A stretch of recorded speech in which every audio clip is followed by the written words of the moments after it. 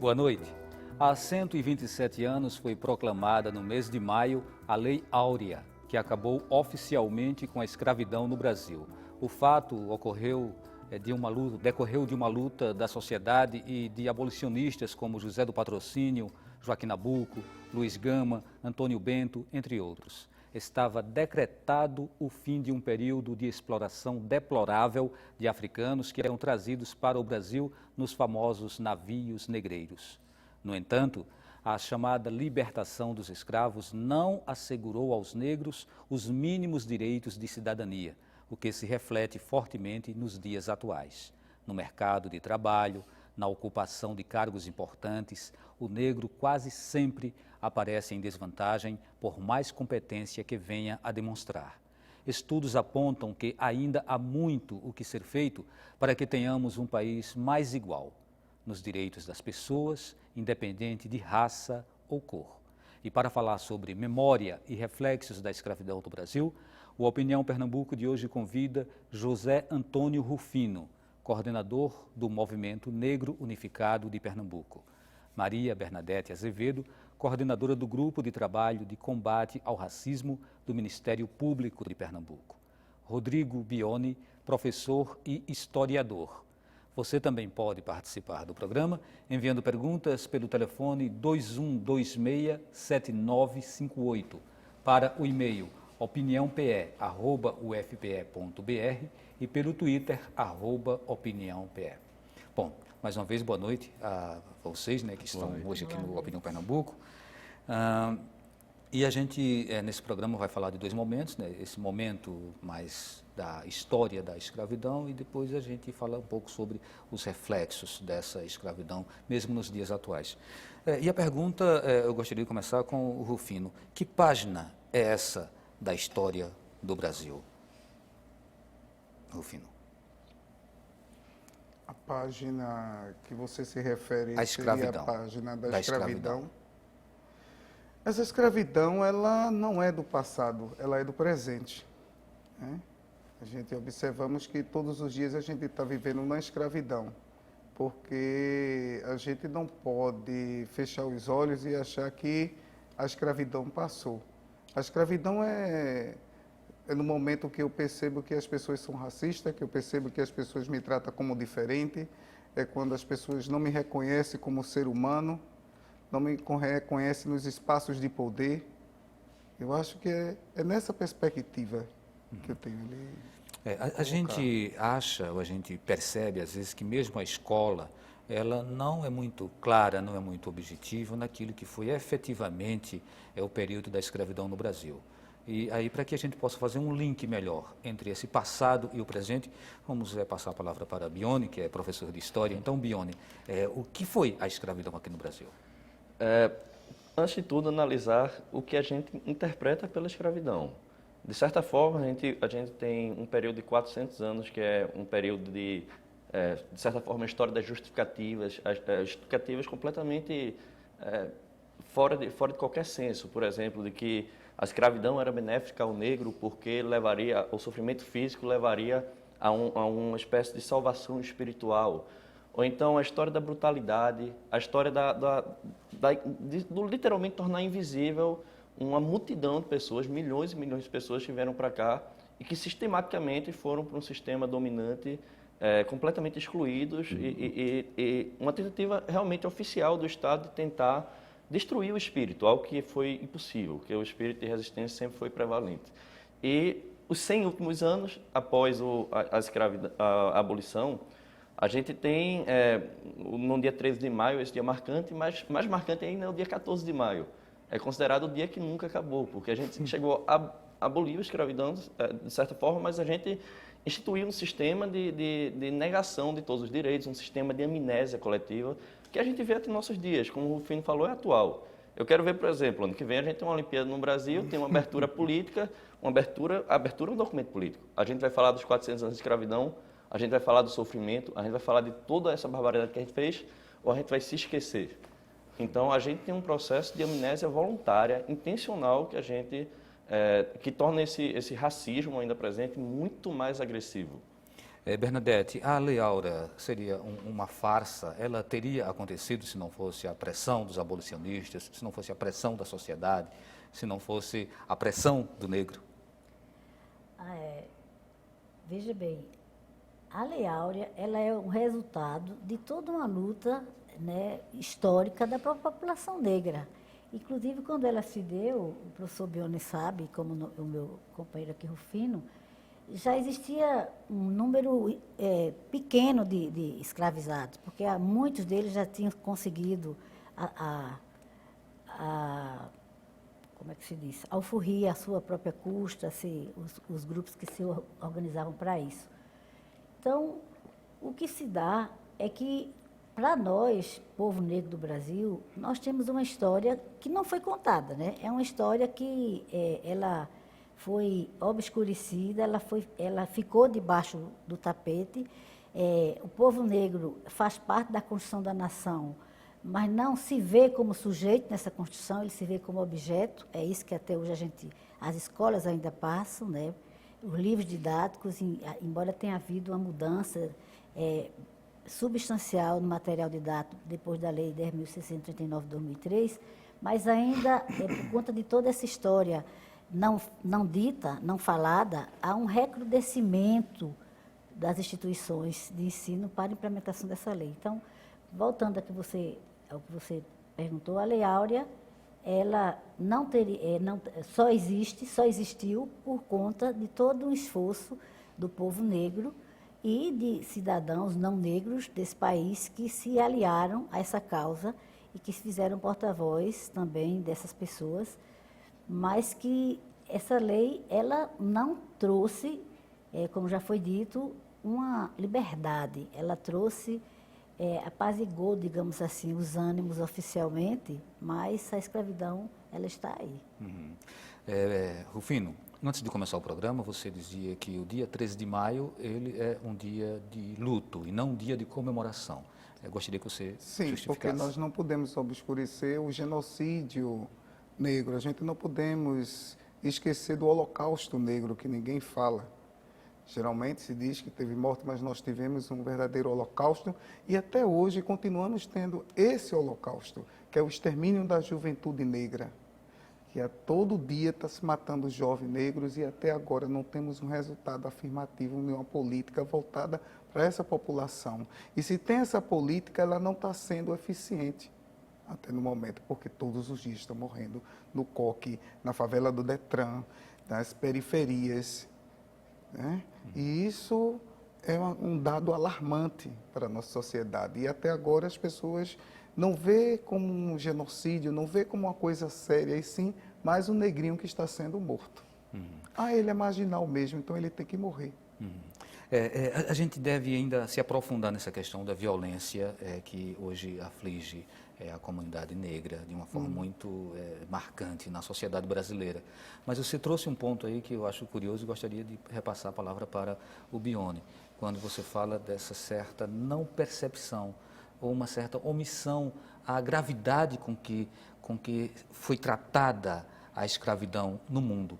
Me parece que o mundo em si, ele tenta virar essa página de tal maneira que as pessoas não se lembrem de que houve isso de uma forma tão agressiva. Sim. É mais ou menos por aí, Bione? A gente vê isso refletido, eu concordo plenamente com o Rufino, a gente vê isso refletindo nos mais diversos aspectos. Por exemplo, a gente fala de uma impunidade no Brasil. A gente não tem uma impunidade, a gente tem uma punidade seletiva. Se você é negro, você tem uma grande chance, inclusive, de entrar no sistema prisional, como todos os dados mostram, por uma estrutura social que a gente criou completamente opressora. A gente tem também na escolha dos símbolos. Sei lá, a gente solta uma lista de abolicionistas aqui, famosos, e você tem um ex-escravo como Luiz Gama, um deputado um advogado que é responsável pela libertação de mais de 1.000 pessoas. Mas a gente esquece de valorizar como abolicionistas todos aqueles que durante 400 anos tiveram literalmente na frente de combate, resistindo. Uma Dandara de Palmares é um abolicionista mais importante do que boa parte do movimento. Então a gente tira até a predominância dos negros no movimento abolicionista, era para ser praticamente suprema, mas a gente simplesmente apaga de forma seletiva a nossa memória e coloca outras figuras que foram importantes, que lutaram também. Um exemplo que eu acho muito marcante, por exemplo, é a gente considerar um Abraham Lincoln como um símbolo do combate à escravidão, do combate ao racismo. É verdade, ele foi um dos responsáveis pela abolição da escravidão, mas ele tem um discurso de 58 que ele diz que ele não está lutando pela direito de eleger e de ser eleito dos negros. Ele não está lutando pela ideia de permitir o casamento entre brancos e negros. Ele diz com todas as letras que existem diferenças físicas inegáveis entre brancos e negros e que, enquanto existirem, um grupo dominará o outro e, como todo homem de bom senso, é o termo que ele usa, os brancos dominarão os negros. Então, quando a gente tem um símbolo desse como um símbolo de luta contra o racismo, a gente tem que repensar toda a nossa construção histórica e ver que, na verdade, resistência, desde os quilombolas, mas resistência é uma coisa muito mais ampla. Resistência é desde você se negar a trabalhar, até o suicídio pode ser encarado de uma forma de resistência. A gente tem um dado que dos 33 suicídios ocorridos na Bahia em 1848, 27 foram de pessoas escravizadas. Então, é uma luta da história para incluir essas pessoas, que é o que está faltando. Hoje, o negro ele está ocupando um espaço já no mercado de trabalho, mas quando a gente vai buscar dados de pesquisas, vê que ainda há uma desvantagem em relação às pessoas de cor. Às vezes isso quantitativamente e às vezes qualitativamente. Né? Às vezes os salários melhores não são para pessoas negras e, obviamente, se a gente se debruçar sobre a história, vai encontrar aí uma relação direta com esse período da escravidão. Mas aí você, Bernadette, que é uma pessoa ligada ao Ministério do Trabalho, gostaria que trouxesse sua fala, né, sobre essa presença do negro no mercado do trabalho aqui no Brasil. Só retificando, eu não sou do Ministério do Trabalho, eu sou do Ministério Público, né? Ah, sim, desculpa. Mas o Ministério Público, enquanto coordenadora do GT Racismo, a gente lida também com esses dados, porque um dado concreto da realidade é que as pessoas negras, elas não chegam no mercado de trabalho com a mesma, digamos assim, o mesmo espaço que se coloca para a pessoa branca. Por exemplo, uma menina branca e uma menina negra pobre que vive na periferia, no morro desse qualquer, quando a menina branca pobre vai procurar um emprego, ela acha primeiro do que a menina branca, do que a menina negra pobre, porque esse racismo interfere nesse acesso. Eu estou falando do começo da relação de trabalho. E depois que se tem os concursos públicos, que as pessoas conseguem chegar, pessoas negras que conseguiram um nível de escolaridade, que possibilita chegar e passar no concurso, essas pessoas também não são aproveitadas nos melhores lugares.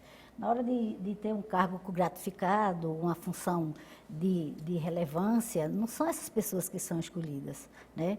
Então, o racismo ele está presente, é o que se chama também de racismo institucional, né? Que é o racismo que as instituições, sem falar, elas reproduzem. São atitudes, são normas, são práticas que fazem com que as pessoas fiquem sempre nos mesmos lugares, as pessoas negras, e que isso é como não dito, mas que ela interfere, esse racismo interfere concretamente na vida. Então, o racismo institucional ele tem esse viés interno, que é a cor do poder, as pessoas são majoritariamente brancas ou não negras, né, que estão no espaço de poder, dos melhores salários, e tem outra manifestação do racismo institucional, que é a prática da instituição, como foi colocado aqui, né, a escola, a justiça, na hora de aplicar as penas, as pessoas mais penalizadas, as pessoas que são mais severamente tratadas quando cometem alguma infração, são as pessoas negras. Isso aí são dados, pesquisas já comprovadas. Então, os cárceres estão repletos de pessoas negras também, né? Assim como a juventude negra também é a mais assassinada. Então, esse não lugar da pessoa negra, isso se repete em todos os aspectos da vida, do trabalho, da saúde da população negra, na educação. Então, são vários momentos em que o racismo interfere diretamente no acesso a direitos. Rufino, é mais difícil para o negro ocupar um espaço privilegiado, um bom emprego, né, no mercado de trabalho, pelo fato de ser negro? Você acredita nisso ou isso é uma coisa superada, na sua opinião? Não, não é uma coisa superada. É lógico que é muito mais difícil, porque quando a pessoa vai fazer uma entrevista com um ser humano e detecta que ele é negro, já tem uma coisa menos favorecida para a questão da etnia. E se for de cutis negra mesmo, porque tem um negro que conseguiram embranquecê-los, né? Tem um negro embranquecido e tem um negro que é pretinho mesmo. Então, esse pretinho é mais violentado e esse daí não vai ter o lugar de pertencimento, a pertença, que é o que a doutora Bernadette coloca, a questão do não lugar. Então, essa pertença ela é negada. E como pode ser negada se nós, quando chegamos aqui no Brasil, tivemos uma seleção prévia? Se aqui estão os melhores negros, se houve uma seleção, então aqui estão os melhores negros. Se estão os melhores negros, por que não ocupam o espaço de poder? Eu estou com 51 anos e ainda não vi um governador negro no meu estado. Eu não vi ainda um senador negro no meu país. Então, esses espaços também deveriam estar sendo ocupados pela população negra. Por que não? Se a gente luta pela sociedade igual, se 90% do nosso país, a população ela é negra, por que nós não conseguimos ocupar esses espaços? Será porque nós não temos capacidade epistemológica? Será porque a gente não tem cognição? Ah, mas fulano conseguiu. Sim, 1%? Diante da nossa população, que é maior do que a população branca? Então é uma verdadeira utopia o que nós estamos vivendo. Essa exclusão a que o Rufino se refere, Bione, ela se dá num campo institucional, é no campo pessoal ou é num campo mais cultural? É o seguinte, a gente... Aquele que promove a exclusão. O que é que está por trás dessa atitude da exclusão? A gente tem um sistema racista tão entranhado que é simplesmente inescapável. Eu por ter nascido branco, eu tive diversos privilégios, independente de eu ter tomado uma atitude ativa para isso. Então, eu já me beneficiei desse sistema que é completamente segregador. Então, a gente tem um sistema que até quando a gente vai elogiar os aspectos negros predominantes da nossa sociedade, a gente faz questão de destacar só o cultural, que é importantíssimo. O cultural é fantástico, é genial, desde o lundu a outras manifestações, as religiões e tudo mais. Mas raramente a gente vê, por exemplo, nessas instituições, a gente destacar um intelectual negro. Na história, a gente teve inúmeros grandes pensadores. Você tem, por exemplo, o líder da libertação de Angola, o Agostinho Neto, um grande poeta. Você tem o Leopoldo Senghor, no Senegal, outro grande poeta e outro grande líder revolucionário. Você tem o Mandela. O Mandela é o maior exemplo do século XX, talvez, uma pessoa que passou 27 anos presa, nas piores condições possíveis e que, quando saiu disse, a gente tem que construir um mundo junto, capaz de amar. Ele não reproduziu um ódio. Na verdade, ele tentou algo muito mais forte. Ele foi Nobel da Paz em 93 e foi retirado da lista de terroristas dos Estados Unidos em 2008. Então, talvez isso já mostre até um pouquinho disso. Isso é um fenômeno global, não é só nacional. Então, toda a estrutura é feita, literalmente, para que a gente tenha uma estrutura que não se considera racista, a ideia do mito da igualdade racial, mas que propague esse racismo em todos os espaços públicos, desde culturais, intelectuais, políticos, entre outros. Então, o sistema é orientado a isso. Enquanto a gente não admitir o problema do sistema, que o primeiro passo para resolver é admitir a existência disso, a gente está condenado a viver com algo tão cruel como é o que a gente está fazendo hoje em dia, da exclusão sistemática de pessoas extremamente capazes e capacitadas dos postos que elas mereciam ocupar intelectualmente, culturalmente e tudo mais. Às vezes, quem ocupa esse lugar da promoção da exclusão é também uma pessoa de cor, né? Sim. O fato de haver exclusão significa que seja somente o branco. E, às vezes, o preconceito está introjetado no próprio negro. Mas essa questão a gente quer trazer para ser discutido no próximo bloco. E a gente vai passar a palavra para você, Bernadette, mas daqui a pouquinho, porque agora a gente lembra que você, de casa, pode participar enviando sua pergunta para o telefone 2126-7958, pelo e-mail opiniãope@ufpe.br e pelo Twitter, @opiniãope.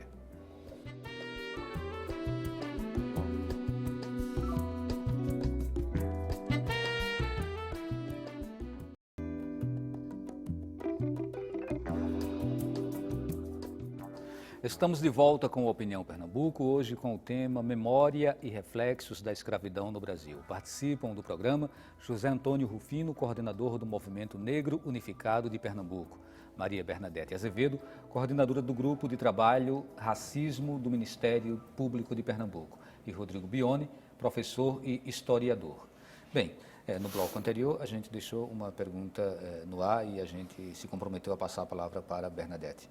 Bernadette, a gente colocava que, às vezes, quem está tomando a decisão pela contratação, por exemplo, é um negro e esse negro está incutido nele, está enraizado nele já algum ranço de racismo. Como que você analisa esse tipo de situação?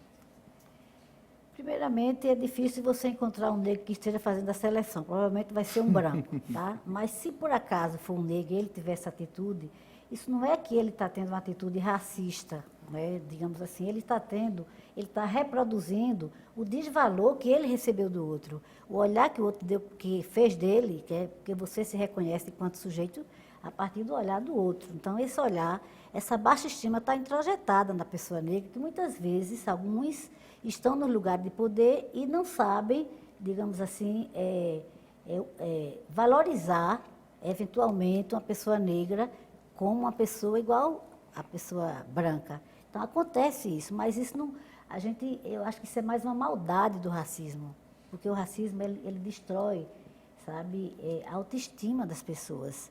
É aquela coisa assim, tem muita gente que diz assim, negro não vota em negro, né? Não existe isso porque é como se não confiasse, não acreditasse no valor do outro.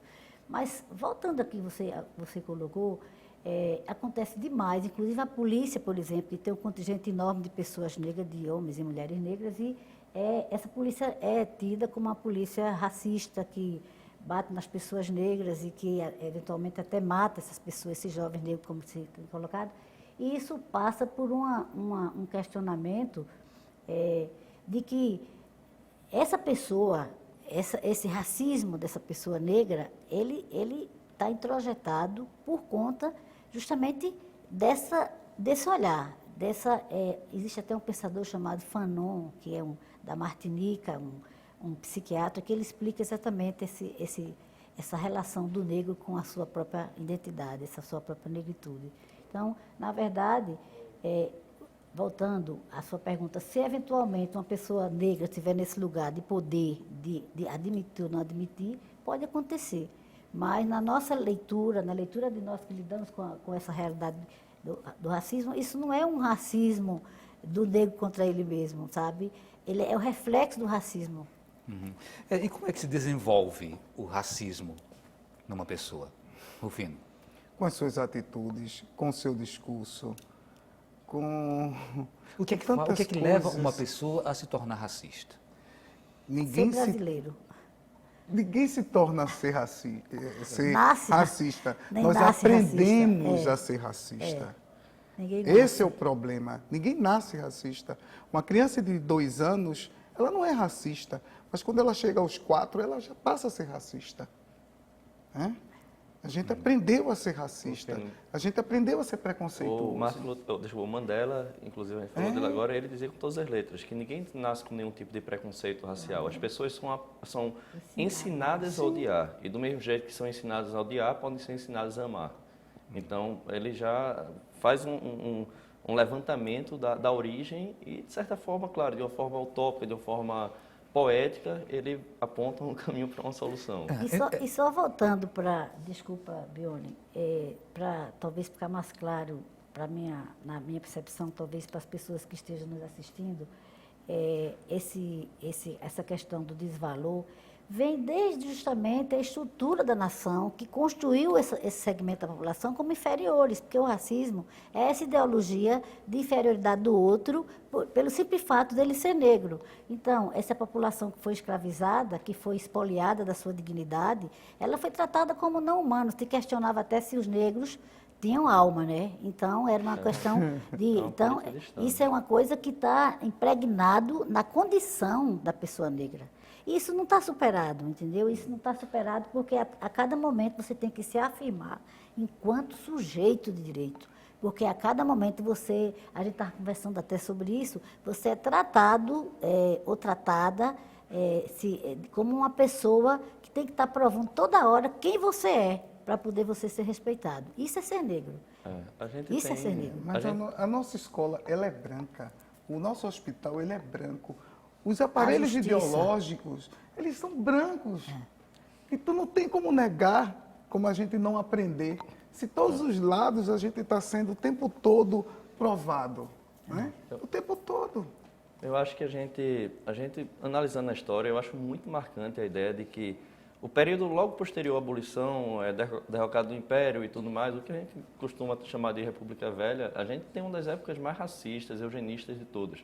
Um dos médicos principais, os maiores cientistas da época, chamado Renato Kell, que tinha acesso direto ao gabinete do presidente, era idolatrado por Monteiro Lobato como a maior mente do Brasil.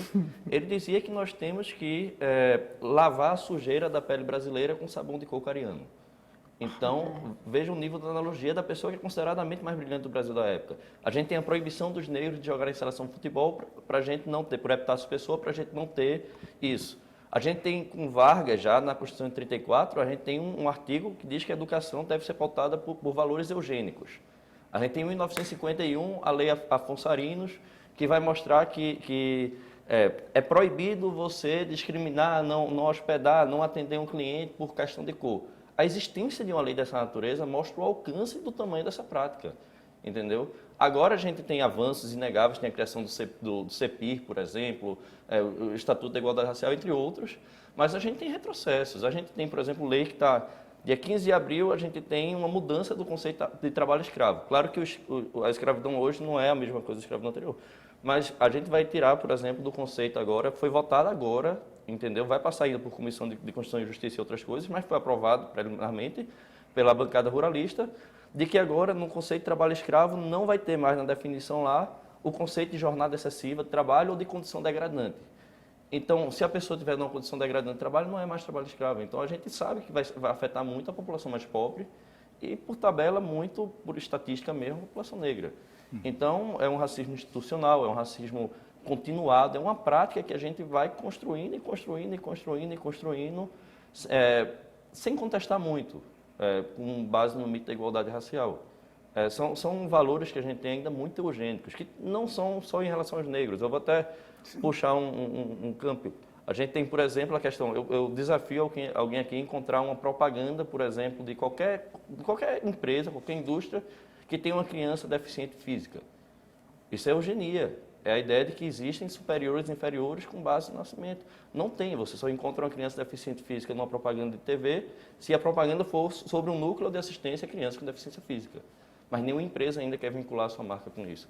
Então, o nosso preconceito é muito mais amplo. É a questão dos negros, a questão do machismo, a questão da homofobia, a questão do diferente ainda não é aceito. O nosso nível de alteridade é praticamente inexistente. Vamos um pouquinho para trás, novamente. Após a abolição, o Brasil viveu o período de migrações, de italianos, de japoneses. E esses migrantes, eles começaram a se apropriar de terras aqui no Brasil. No entanto, a gente tinha uma população negra muito grande que vinha exatamente desse período, né, pós a abolição, que acabou não tendo acesso a essas terras. E isso já foi uma coisa deliberada também do próprio Estado para não fazer com que acontecesse a ascensão do negro? Em 10 segundinhos, para passar a palavra para os colegas. O critério de seleção desses migrantes, de italianos, portugueses e etc. e tal, foi o critério da cor racial, foi um programa de branqueamento da raça brasileira, foi o único critério, entendeu? É o único critério. Então, essa própria imigração já mostra muito, o critério é esse. Bernadette.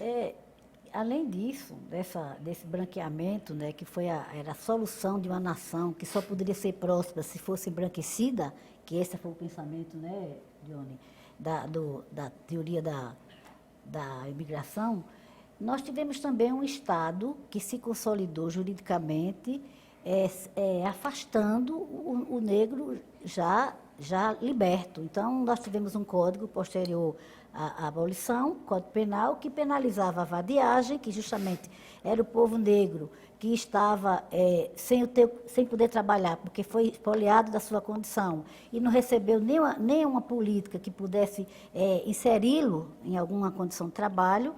E os assalariados passavam a ser os imigrantes, né, que recebiam inclusive terras e passagens, e a população negra foi criminalizada ainda penalmente com a vadiagem como um dos crimes que repercutiu até recentemente, até pouco tempo, ainda era considerada uma contravenção a vadiagem, a pessoa não está fazendo nada. Então, quer dizer, a questão de jogar capoeira, dançar capoeira, era criminalizado também. Tudo que fosse manifestação daquele povo, né, povo negro, era criminalizado. Então, o Estado, ele se consolida enquanto Estado, excluindo da sua nacionalidade, né, esse povo, né, como um sujeito, como eu volto a dizer. Essas pessoas negras, elas não foram inseridas porque elas precisavam desaparecer, né, com esse projeto, porque a nação, as teorias raciais do final do século XIX, que nós tivemos aqui Silvio Romero, Nina Rodrigues e outros, que trazendo teorias que vinham de outros países, da França, por exemplo, de Gobineau e outros que também tinham essa teoria de que os negros eram inferiores e que, portanto, a nação negra não teria futuro. Então, foi com base nessa biologia que ficou comprovada, a exaustão, que não é verdade, né, que se criou uma nação, um país e um Estado pretensamente branco, né, quer dizer, excluindo de todas as formas da escola, as pessoas negras não podiam frequentar a escola, isso não se fala, né? Então, era proibido para frequentar a escola. Então, não podia adquirir terra com a lei de terras, enfim. É toda uma estrutura estatal, excludente e de construção de um racismo institucional, quer dizer, que vem dessa época da abolição, pós-abolição, antes e pós-abolição.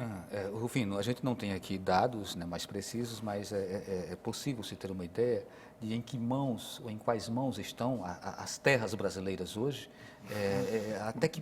em que percentual, né, em que quantidade essas terras estariam nas mãos de negros. Não existe nenhum estudo específico sobre isso, não. Não, mas eu posso te dizer que tem terra para os pretos, sim. Tem as favelas, estão todos alojados nas favelas. E tem terra para os brancos, estão todos na Avenida Atlanta. Boa Viagem. Aqui, né? Sem falar nos outros estados. Porque se você for prestar bem atenção... O latifúndio ele nunca conseguiu alcançar. O latifúndio só mudou de nome para agronegócio, de certa forma. Os pretos estão todos alojados nas favelas. Como podemos dizer, nos quilombos urbanos, né? Para melhorar um pouquinho, né? Deixar adocicado, como Gilberto Freire adocicou, né?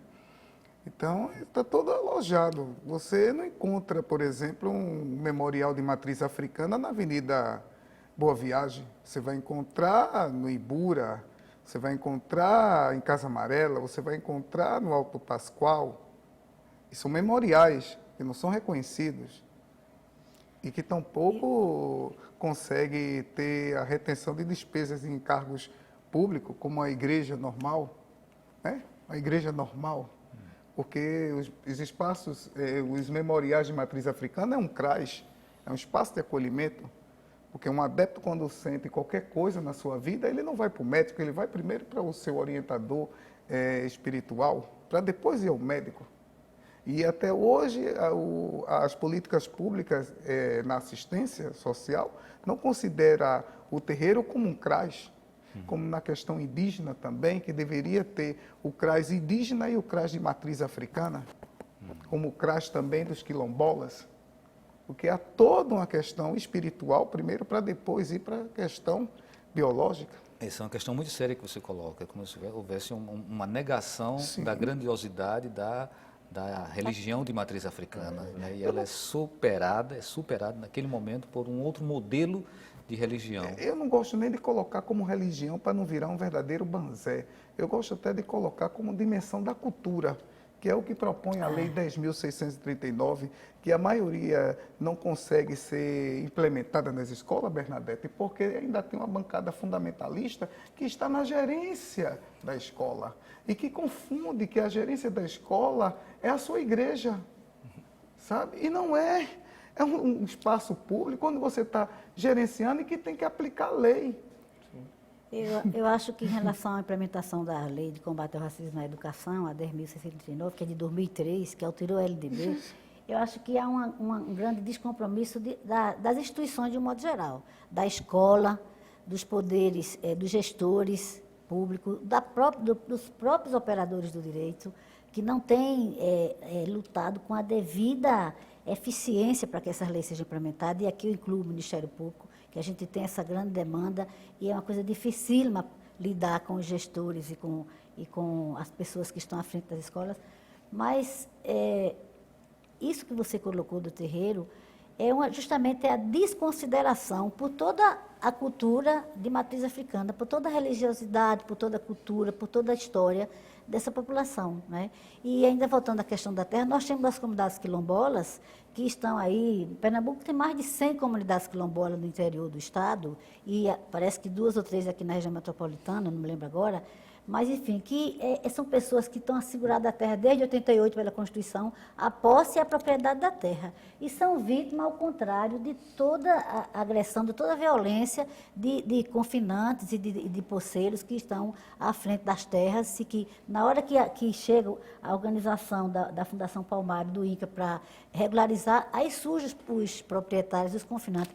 Então, morre gente, é uma vida de conflito e de sofrimento constante, quer dizer, nem isso que a Constituição assegurou desde 88, a população negra, que terras que eles habitam há séculos e séculos, que herdaram a posse de seus ancestrais e não tem tido acesso. Então, é tudo muito, digamos assim, é muito difícil para a população negra, porque o Estado ele é racista, as instituições são racistas, nós somos o povo racista, a gente tem que admitir isso, a gente tem que reconhecer isso, porque isso está na vida cotidiana das pessoas negras, é a rotina.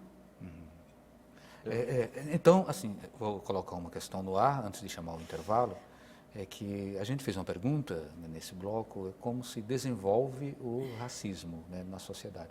Aí agora, como que se desconstrói, como que se desfaz, né? Que tipo de esforço é necessário para que a gente deixe de ser essa sociedade tão racista, né, que você coloca, Bernadette. Lembramos que você ainda pode participar do programa, enviando perguntas para o e-mail opiniãotvu@ufpe.br, pelo telefone 21267958 e pelo Twitter @opiniãopr. A gente volta daqui a pouquinho.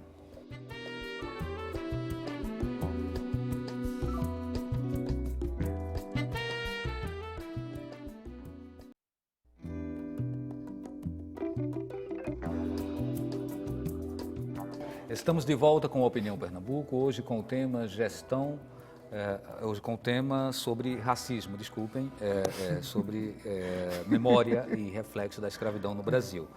Bem, e a gente tem algumas perguntas já que estão chegando por aqui, mas antes de lançá-las eu vou retomar daquele ponto onde eu havia parado no bloco anterior, quando eu perguntava a Bernadette como você desconstruir esse conceito ou essa ideia, ou esse ranço de racismo que porventura venha habitar o seu ser. Então, Bernadette, está com você. Eu diria que não é porventura, não. Ele habita o nosso ser, o racismo. Ele está impregnado na sociedade brasileira e nas pessoas. Independente da cor. Independente da cor, né? Porque é como se Alcoólicos Anônimos, a gente tem que todo dia pedir a Deus para não praticar um ato de racismo, porque a gente está tentado a qualquer momento a ser racista.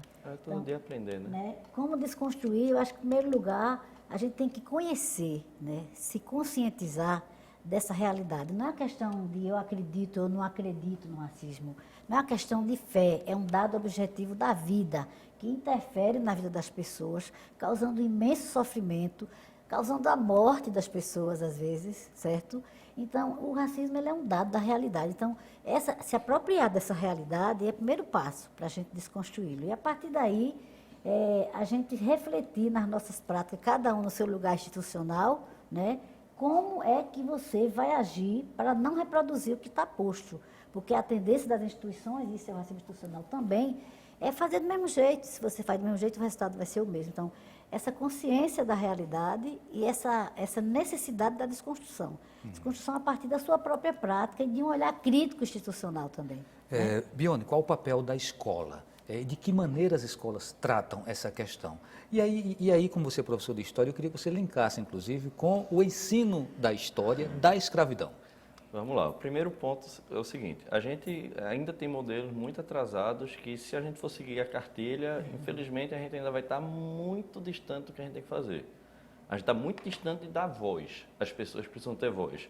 É importantíssimo a gente destacar uma pesquisa aqui, que de ponta, do documento mais importante, eu acho, sobre a escravidão, que é o documento que é a autobiografia do Baquaqua, do Mohamed Gharib Baquaqua, que está sendo feita aqui por pesquisadores oriundos da Federal, Marcos Carvalho e agora o Bruno Veras, que está fazendo isso de forma brilhante, e que é um documento de uma pessoa nascida na África, o único documento que veio ao Brasil e conseguiu contar a sua história. Foi para os Estados Unidos, depois à Inglaterra e perdeu o rastro em 1857.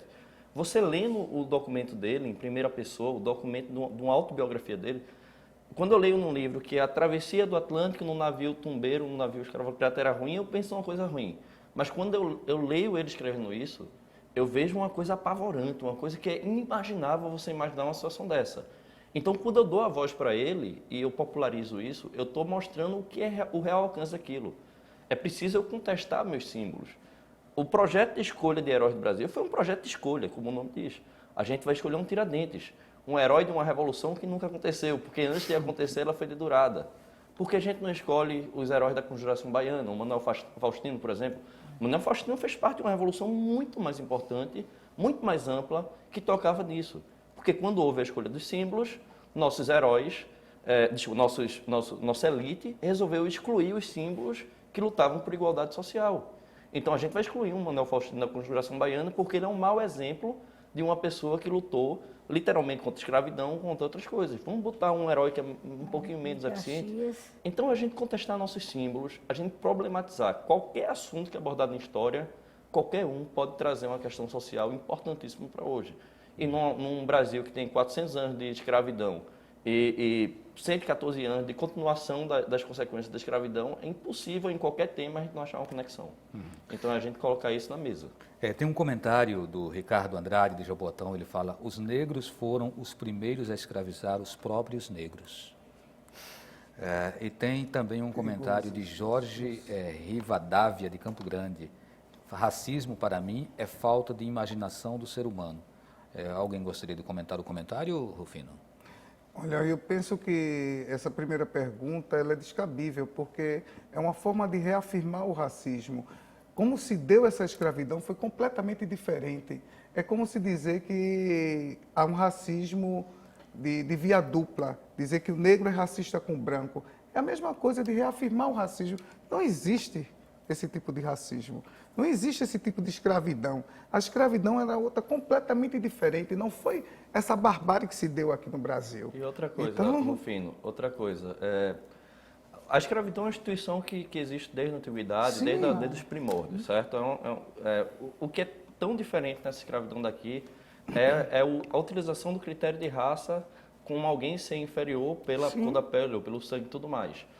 A escravidão mais tradicional é uma escravidão de guerra, uma escravidão de dívida. Não é o caso aqui.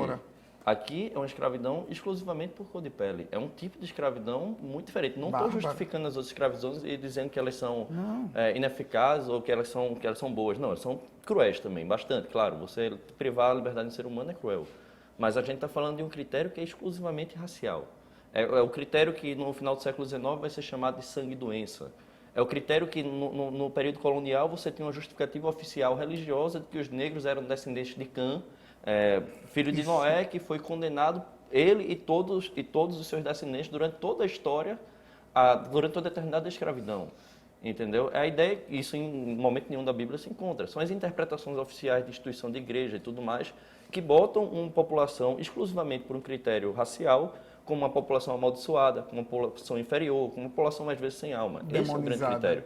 É diferente de uma escravidão antiga. Todas são cruéis, mas aqui tem um caráter diferenciado. E é como se o fato de ter havido brigas e conflitos entre as tribos africanas justificasse o europeu escravizar a África, né? O europeu, asiático, etc. Então, é como se a culpa, digamos assim, é você querer colocar a culpa do próprio povo africano. Quer dizer, é uma coisa assim, está entendendo? Que você transfere a responsabilidade de todo esse tráfico, de todo esse sofrimento, de todos esses milhões de homens e mulheres que foram assassinados, a culpa continua sendo do povo negro. É um retorno. Eu citei até o Bacuaco aqui, só um parênteses. A gente não se dá tão... Eu vou citar agora o Bruno, que é o que está à frente, Bruno Veras está à frente dessa pesquisa. Bruno Veras, ele lembra uma coisa muito importante. A gente fala do ciclo do açúcar, do ciclo do café, a gente não fala do ciclo da escravidão, que permeou todos os ciclos econômicos daqui. Os traficantes de escravos eram uma elite rica, entendeu? Então, o ciclo da escravidão é econômico e um processo de destruição mesmo. É um processo... continua sendo. E continua sendo, entendeu? Agora, ressignificado. Tem uma pergunta aqui. Dizer que nunca viu um negro ser governador não é um comentário preconceituoso, também do Ricardo Andrade. É para você, não é, Rufino? Não é preconceituoso, não. Eu quero que exista. Só isso. Eu quero morrer. Antes de morrer, eu quero ver meu governador preto, para eu poder me reconhecer. Porque eu ainda não me reconheci com os brancos. Tem uns que são aliados, modéstia à parte, Tem uns que são aliados, mas tem outros que são verdadeiros algozes. Tem um outro comentário que é do Andrei Costa. Ele dá parabéns pelo programa e um abraço para você. E você está dando ibope aqui. Tereza Cristina de Jardim Jordão. Qual a opinião do Rufino quanto às atividades de ONGs que se dizem a favor da democracia racial? Bom, eu não acredito muito em ONG, viu, pessoal? Desculpe, mas ONG. Eu acredito em movimento social, porque a ONG ela trabalha muito com a questão financeira. Eu acredito que quando você trabalha pela questão da causa, aí sim, a gente tem um trabalho que nos move. Mas quando a gente envolve a questão capital, eu acho que fica meio que delicado. Então, para acreditar no trabalho na ONG, na questão racial, eu tenho minhas ressalvas para fazer. Eu acho que ela fala democracia racial, não é isso? Deixa eu me ver aqui. Qual a opinião de Rufino quanto às atividades de ONGs que se dizem a favor da democracia racial? Eu não conheço nenhuma ONG a favor da democracia racial. Mas eu acho que a gente está tendo... O que está se querendo, eu acho que está querendo colocar é que a democracia racial como um dado da realidade, né? Que é o mito. Então, se é mito, não é realidade, né?